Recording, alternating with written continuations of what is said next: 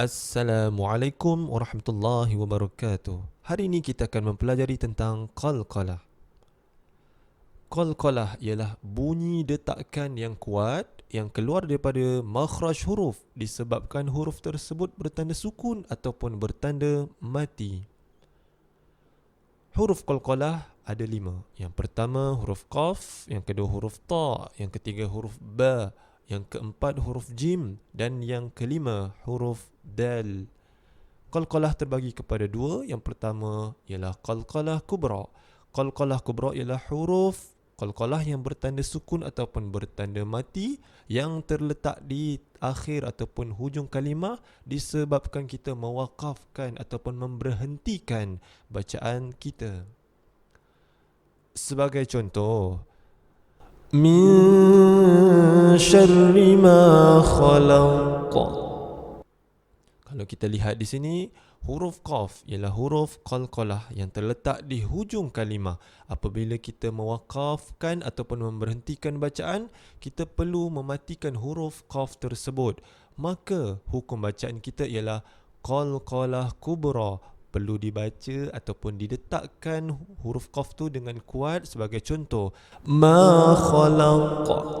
Contoh yang seterusnya, Wallahu basirun bil ibad.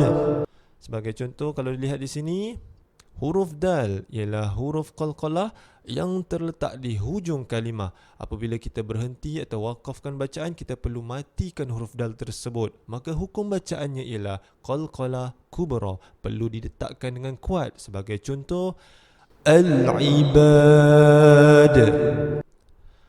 Baik, contoh qalqalah yang kedua ialah qalqalah sughra. Qalqalah sughra ialah huruf qalqalah yang bertanda sukun ataupun bertanda mati yang terletak di tengah-tengah kalimah.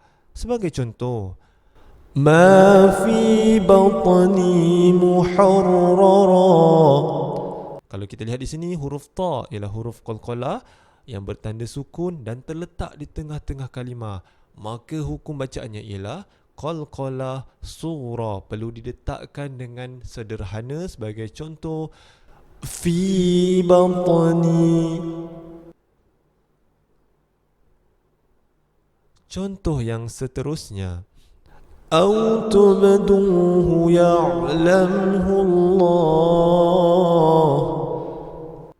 Kalau kita lihat di sini, huruf ba ialah huruf qalqalah yang bertanda sukun ataupun bertanda mati yang terletak di tengah-tengah kalimah. Maka hukum bacaannya ialah qalqalah sughra, perlu didetakkan bacaan ataupun makhraj huruf ba secara sederhana. Sebagai contoh, au tubduhu